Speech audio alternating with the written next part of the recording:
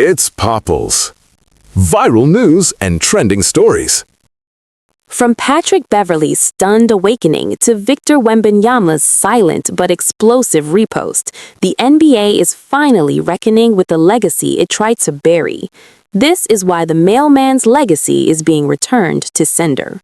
When the NBA's official history account wished Karl Malone a happy 62nd birthday in July 2025, they expected love.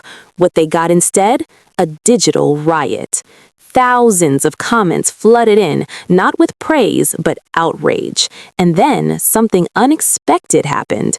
Victor Wembanyama noticed. The 7'4" French phenom, young, global, supposedly far removed from old NBA scandals, didn't write a statement. He didn't explain himself. He simply reposted a meme, a video where a creator reacts in disbelief and says what many were thinking.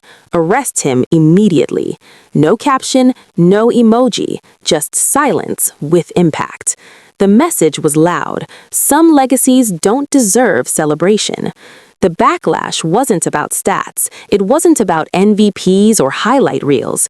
It was about 1983, when Karl Malone, then 20 years old, impregnated a 13-year-old girl, Gloria Bell.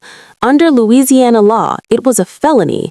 No charges were filed. Basketball came first. The child, Demetris Bell, later made it to the NFL without his father. When they finally met, Malone reportedly said it was too late for a relationship. Demetris summed it up brutally. "I treat it like my mom went to a sperm bank." Malone has never shown real remorse. When asked years later, his response was cold. "I don't care. That's my personal life." And that indifference is exactly why the fire never went out. Fans praised Wembanyama. They called it a generational shift, young stars refusing to protect legends just because they scored points. Critics said he should stick to basketball. The internet ignored them, because this wasn't noise, it was accountability. And if Wembanyama's repost was quiet power, Patrick Beverley's reaction was raw truth. During a 2025 podcast episode, Beverley drafted Karl Malone as a top 20 all-time great, purely off numbers. Then came one question: do off-court actions matter? Beverley admitted he didn't know much. Seconds later, he learned the truth. His response? A full timeout. Eyes wide, jaw dropped, silence. For Patrick Beverley, that silence said everything. That doesn't seem cool to me. The clip went viral. Fans loved it, not because it was polished, but because it was real. Even Beverley admitted, "I didn't know this, bro. I must live under a rock." And that's the real scandal. Not that fans are angry now, but that so many people never knew at all. The NBA knew, the Jazz knew, the media knew, and still, the mailman kept delivering legends. Until now. Because this generation is watching, and they're done pretending history is clean just because it's framed in gold. Beverly's shock did more than go viral. It exposed the hypocrisy in real time. Because in today's NBA, that pass would end a career before it ever began. And yet, Karl Malone's controversies don't stop in 1983. There was another moment, explosive, personal, and impossible to ignore. And it involved Kobe Bryant. Kobe Bryant's furious confrontation. The 2003-2004 Lakers were supposed to be unstoppable. Shaq, Kobe, Gary Payton, and finally, Karl Malone, ring-chasing at the end of a legendary career. On paper, it was a dynasty. Behind closed doors, it was a ticking bomb. When Malone arrived in Los Angeles, he and Kobe grew close. Not just teammates, families, wives, kids, trust. Kobe saw Malone as a mentor, which made what happened next unforgivable. On November 23, 2004, during a home game against Milwaukee, Malone sat courtside in street clothes. Vanessa Bryant was there. According to multiple accounts, what followed left her deeply uncomfortable. Malone allegedly asked her to sit beside him, suggested a hug, made comments about magazine covers. When Vanessa reminded him she was married and that he was old enough to be her father, his reported reply crossed the line. And then came the moment that shattered everything. As Vanessa walked Malone's son back to him, she casually asked about his cowboy outfit. "What are you hunting?" Malone's alleged response? "I'm hunting little Mexican girls."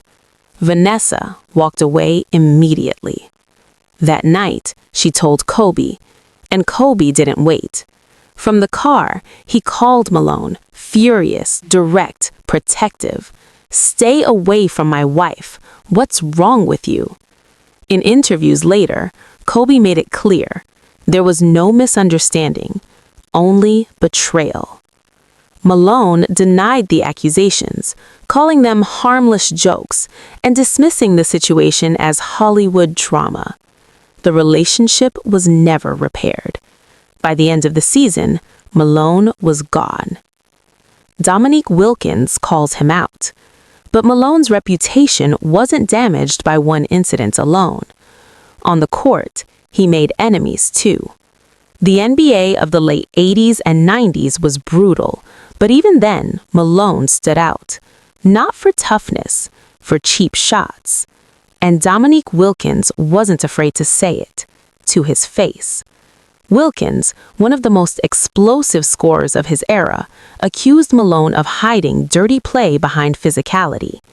"You're a cheap shot artist," he reportedly told him. "You're not a real power forward." Then came the comparison that cut deepest. Buck Williams is a man. He plays the game right.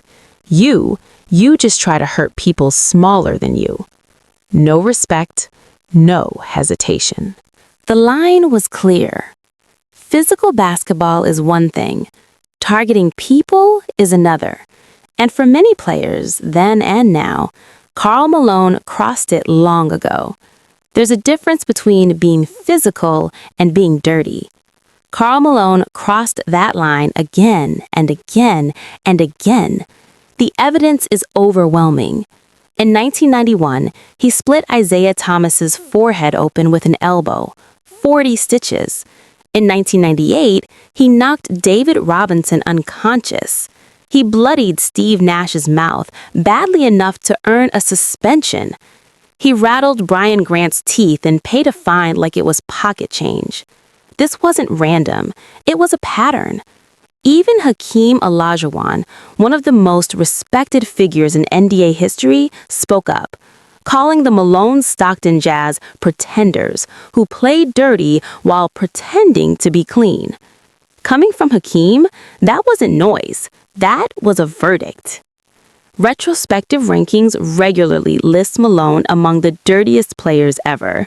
His elbows became so infamous, they earned compilation videos. And the irony? While his on-court violence was praised as toughness, his off-court behavior stayed buried until someone with real power finally said it out loud. When an owner had enough. Criticism from fans is normal. Trash talk from players is expected. But when a team owner steps in, that's different. During the 2004 playoffs, Houston Rockets owner Leslie Alexander went public, calling out Karl Malone by name. The Lakers were bullying Houston, and Malone, 40 years old, was targeting Yao Ming, a 23-year-old rookie still learning playoff basketball.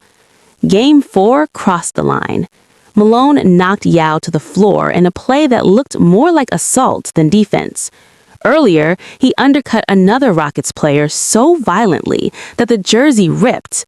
Malone wore the torn jersey proudly, like a trophy. Alexander had seen enough. The way he pushes people around is wrong. It's not good for the sport. It's not good for the league. He didn't just complain. He called for Malone's suspension. This wasn't softness. This was someone who understood physical basketball and recognized danger. Malone's response? Dismissive, arrogant, predictable. I wouldn't recognize him if he walked through the door. I could care less. Score big, deny everything, move on. That was always the playbook. The Rockets lost the series. Malone chased his ring. He never got it. But the behavior Alexander called out didn't end with basketball. It followed the same pattern everywhere else. Take what you want, ignore who gets hurt, deny responsibility, dismiss anyone who questions you. The NBA knew. They always knew. They saw the elbows, the blood, the stitches, and still, statues, tributes, birthday posts. Leslie Alexander saw through it back in 2004 when most people stayed silent. The mailman wasn't just physical, he was dangerous, and he didn't care who paid the price. That's the real legacy, and no number of MVPs will ever erase it. Don't forget to like and subscribe.